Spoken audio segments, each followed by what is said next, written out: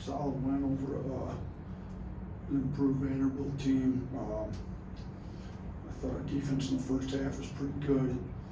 Thought it completely fell apart in the second half, which is a little bit disappointing for a team that's trying to go after a championship. We got to be a lot better than that in the second half. To give up 56 points, you got to give Vandy a lot of credit. They hung in there, kept fighting, got good shots off. Shoot, I mean, Nickel hit all of his threes in the second half. So I just we got to figure out our defense. It's not where we need it to be offensively. Did enough, didn't shoot free throws as well as we'd have liked either. But huge game for Modi again. Guess there's only been 5 players since I've been here to get 20 points and 10 rebounds in the game. So put himself in pretty elite company in the last 6 years with some pretty good players been here. So I think Mo plays hard all the time. As evidence, he's led the team plus minus the last 2 games, plus 21 against Kentucky, plus 26 tonight in his 23 minutes. So, you kind of know what you're going to get out of Mo. He's going to play hard. He's going to be tough. He's going to be physical. I mean, he was our best matchup on their point guard. So he sits down and moves. I mean, they've got some guys that can score. Edwards ended up having 21, but Diabate did a pretty good job on him. So one other guys are going to have to pick up their defense for this team to be the level we want it to be at. So, we're off tomorrow. We play Saturday, and we come back on Thursday. So the guys are going to have to decide how good they want to be, how much effort they want to give on the defensive end, because the effort we got in the second half is not going to win us any championships this year. But solid win. Some guys played well. We got a lot of scoring off the bench. I think most we've had all year. I thought Holloway was good. Holloway was plus 21 when he's in the game. Now, if you look at all of our bench, to be honest with you, like Diabate plus 26, Holloway plus 21, Youngblood plus 17, Aiden Terrell plus 12.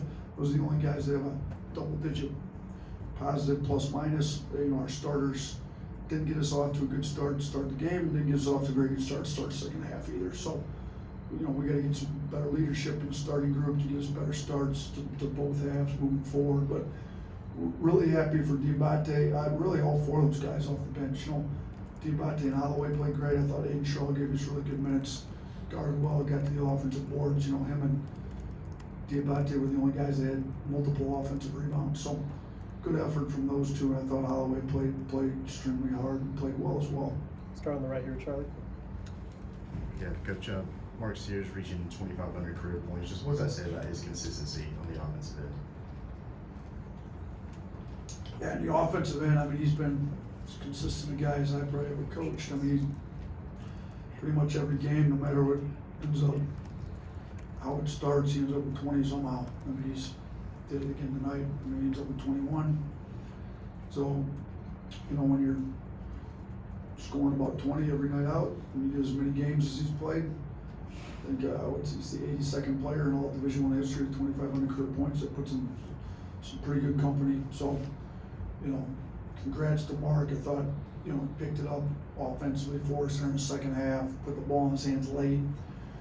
When it got close, I don't even know what they cut it to. They cut it to 8. I thought it was 8. It was 8, right? It was 11. They hit the 3 to go to 8, correct? I thought once they got it cut to 8, I thought Sears from there kind of took over a lot. We put it in his hands, kind of set the high ball screen for him. He got downhill, made some good reads, had some assists, some buckets. He's a guy you can really trust on the offensive end to make sure we get good points. So, Katie. It was 8. Yeah. It was 8.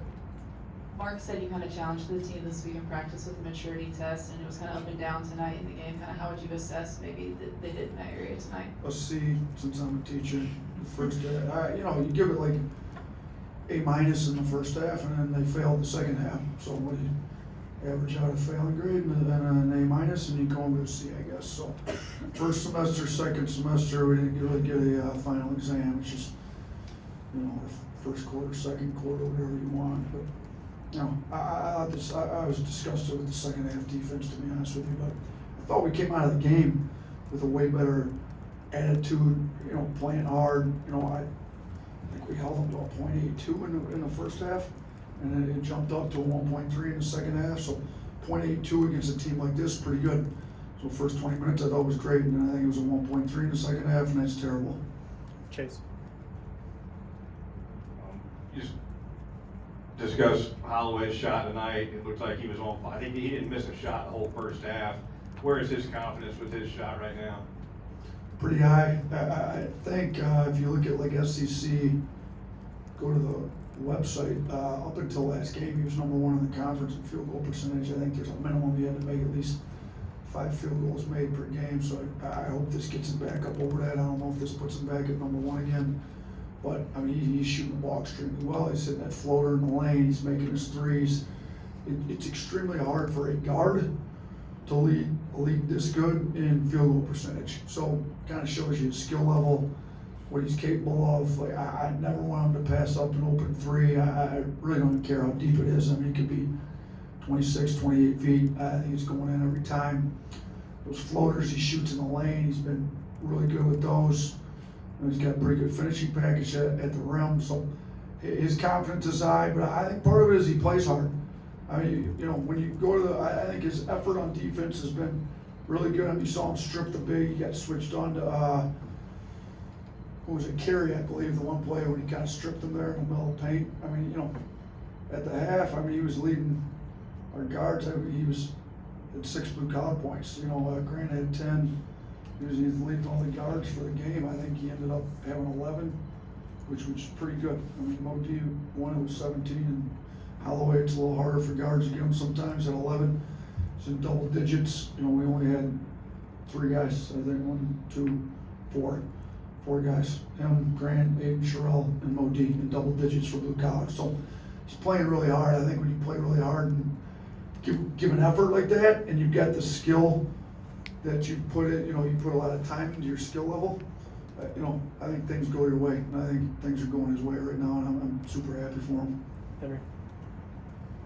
Yeah, more on Aiden. I mean, since he joined you guys this offseason and over these last 8 games when he's gone over 10.7 times, what would you say has changed most with this game? Is it a confidence thing? Is it something in his mechanics? What would you say that difference has been? Yeah, I definitely don't think it's anything his mechanics. I mean, when he came here, he was shooting as well as anybody I've seen. I mean, if you watch him and Sears, the 2 of them always come in and shoot together. You know, Preston's in here with them. Like, it's a real shooting contest. I mean, they go back and forth. Sears shoots it as well as Holloway. You know, some days Sears is better than him. But, you know, it seems like teams are a little more loaded up on Sears. You know, Holloway's kind of like a second option when he's in there, so he's been able to get a little more free. But the mechanics have been great all the time. I do think you need to get his confidence up. You need to get comfortable in our system. How aggressive do I want him to be? I mean, I can't get him aggressive enough, to be honest with you. Like, you know, what kind of threes do I want him to take? I want him to take every single one that's open. I just think he had to realize, like, what, I think that game where he had 19 threes, and so was that South Dakota State maybe? Yeah. And I told him he really should have taken 22 because he passed up 3 I wish he would have taken. Like, he's like, I think his reply to me was say no more. So from then, like, I like get him up like as many as you can get up because he's not missing many. Nick Kelly. To your right. Yeah, Mo Diabate said that you've been giving him a little more leeway to go score rather than just being a connector. What's behind that, or what kind of inspired that message to him? I mean, to me, he's always had it. It's just he needed to learn how to do it with the correct spacing when the opportunities are there, because you can't put your head down and just drive into crowds and expect anything good to happen. But we came in maybe 3 weeks ago. He was killing everybody in practice one day. I don't know how long ago, it was probably about 3 weeks ago. And he was, nobody could guard him. I mean, maybe Youngblood was the best option. He was too quick for our bigs, way too strong for the guards. Youngblood's strong, but you know, even he struggled a little bit. So I came in the next day with about 6 new plays for him. So like, if you're gonna play like this, like we're gonna have a wall. And Bowman, you know, him and Ryan together on the offense. Bowman's more like keeps the plays together, keeps them organized, gives him my play sheets, and you know, on the play sheet also the next day, like it's in here. It's called the he named it himself the off-road package.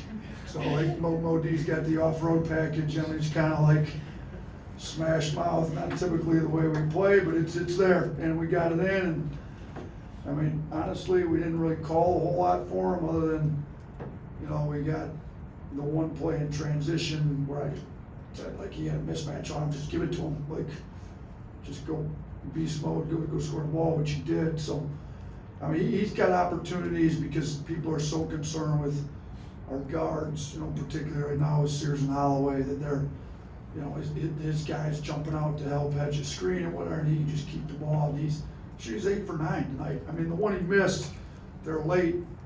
Literally, he could have easily been 9 for 9. I mean, he typically makes the shot he missed tonight. So he's making his free throws at a better clip. He's in the gym working hard. That's not that he was ever not aggressive because he couldn't make a free throw as well. He's always aggressive, but I think it helps when you go to the line and make free throws. You want to get fouled because you're going to the line, getting 3 points at the line. So, you know, the more he comes along offensively, we've known he's been great rebounding defensive wise, the better off we're going to be. Jack. Yeah, Coach, you talked about Vanderbilt's ability to capitalize off of turnovers. I think they only had 8 points off from you guys, only had 11. You've been decent at that the last 2 games. Just what have you seen improvement-wise from the guys after those 21 against Ole Miss? Yeah, I mean, we weren't, honestly, the 21 turnovers came because we weren't aggressive enough in attacking Ole Miss's coverages. Our guards were super passive, coming off ball screens, put no pressure on the defense in our pick and rolls. You know, our guards are coming downhill, putting pressure on them. When you put pressure on them, defense collapse, or you get open shots. If they collapse, the kickouts are wide open. Ole Miss game, we put no pressure on them. They built out. They got steals on the build outs because we didn't put any pressure. Just, to me, like, with some intelligence, with a high IQ, we want you playing as aggressive as you can possibly play, and that's when we're playing our best basketball. Even tonight, I didn't think we put enough pressure on the pick and roll. Like, when we finally started to in the second half, Cliff goes 7 more drags in transition. Guards come off trying to score. We got Cliff on some lobs. We got some, you know, slip outs with Mo Diabate and some of that stuff. Like, I think we've gotten our guards, and again, this is a lot of credit to Coach Pannone and Coach Bowman on the offensive side, but get more aggressive, put pressure on the defense, put pressure on the switch when they're switching. More aggressive, better spacing, keep them spaced out, so the help's got to come from further. Ball moves, I mean, there's some really good ball movement clips tonight, and make the rotations come from a long ways away, and I think it helps with the turnovers. And shoot, I think we had 3 charges called. I think 3 of those turnovers were that easily could have been blocks, and all of a sudden, instead of 11 turnovers, we only have 8. So I thought live ball turnovers, we didn't have many. And the one I remember for sure, when Diabate turned it over there in the first half, Holloway came back and covered for him. Thought he did an unbelievable job. So, you know, trying not to let them score points off. Turnovers, yeah, they had 8, we had 17. So we doubled them up in points off turnovers, and that's what they do best. They're leading the country coming in. So stuff we've been focused on, particularly on the offensive end, we've done a pretty good job of. 2 more, Ariel. Sticking with Cliff, how big is it going to be for him to be able to reach his ceiling, and what were the conversations that you were having with him in the second half on the sidelines? Well, one, I wanted to make sure he was good because when he got that foul call on him, when the Hogarth drove, Hogarth kind of got him with an elbow right in his rib, so he's having a hard time breathing, which makes you a little worried when you're having a, you know. So we got him out. Doctor checked him out. Clark, our trainer, and then, you know, I want to make sure he was good still. Like, let's make sure you're healthy. So other than that, like, we got to get him to the old boards more. I mean, you know, he only had 1 offensive rebound. Like, we've been on him to rebound. You know, Diabate in a few more minutes tonight, he ended up playing more as he was playing well, but ends up with 10 rebounds, and Cliff only had 3. Like, we were trying to get him to, now, and he went the one time, got 2 hands in his back. We got to do it without fouling. So, but we also wanted him to get into ball screens quicker in transition, get out with the way they were covering it. I thought we could have got him a lot more lobs if he was a little bit more aggressive to get into the ball screens and sprint out of them. So defensively, I thought he was pretty good. We need him to rebound more. We need him to play with more pace, more pressure on the rim as a roller and pick and rolls. That's the big areas we're trying to get him to improve on. Last one, Ryan. Coach, back to Mark, just 2,500 points. This career that he's had at Alabama, how has it been for you to build this program with him? And what does he mean maybe 5 years down the road, what Mark's done here at Alabama? Listen, for a kid that's from the state of Alabama, that no I majors wanted him coming out of high school, ends up going to a good mid-major program at Ohio U. If you go back and actually look, I don't know, you guys all cover Alabama. He didn't. I think there was games at the beginning of his career in Ohio where he didn't play, or played very few minutes. But I'm pretty sure if you go back and look, he didn't play his freshman year. So to have that, and then to end up where he's currently at as a National Player of the Year candidate, tells you everything you need to know about his work ethic. He didn't shoot particularly well his freshman year at Ohio, even though once he got in the rotation, he played pretty well, but he didn't shoot it well. So between his freshman and sophomore year, he essentially locked himself in the gym, turned himself into a shooter. He's now one of the best shooters in the country, and that's through all hard work. So, I'm gonna be talking about him for years down the road about what guys are capable of if they're willing to work hard, put the time in, and really do what you need to do. I mean, it takes a lot of work to be this good. So, you come in, he's gonna be in tomorrow, it's an off day tomorrow, I guarantee you he's gonna be in getting a shooting workout in. Every day he's in here, wants to go before practice, wants to go back in the afternoon. Sometimes he comes back even again in the evening. Like, for him to score 2,500 points, being from here, nobody wanted him out of high school, doing what he did for his first 2 years at Ohio, and then coming back here and then having a career, even his first year here. We were #1 overall seed in the NCAA tournament. He was our second lead scorer. I don't know if anybody expected him to be that good right out of the gate. Brandon Miller, second overall pick in the draft, been killing it in the NBA these last 2 years, was the leading scorer. Mark was our second leading scorer that year. So he came in immediately, able to score. He's really progressed as a point guard. These games were, I'm not sure what he ended up with assists tonight. Yeah, he had 7 assists, 0 turnovers tonight. So he's had multiple games where he's had really high assist numbers, very low turnover numbers. His growth as a point guard, making the right reads, taking care of the ball, that's where he's grown the most this year. And I thought his effort on defense for the most part this year has been significantly better. I think we need him to lead. Thought he could have been better in the second half today, but if we're talking about his 2,500 points, his offensive game, he's grown a lot. And I couldn't be happier for a kid, especially from the state of Alabama here at his home state school at Alabama. So congrats to Mark. I'm super happy for a kid that works that hard. I can roll with a kid with his work ethic the rest of my career. Hopefully we keep finding guys like that. Thank you, Coach. Thanks, everyone.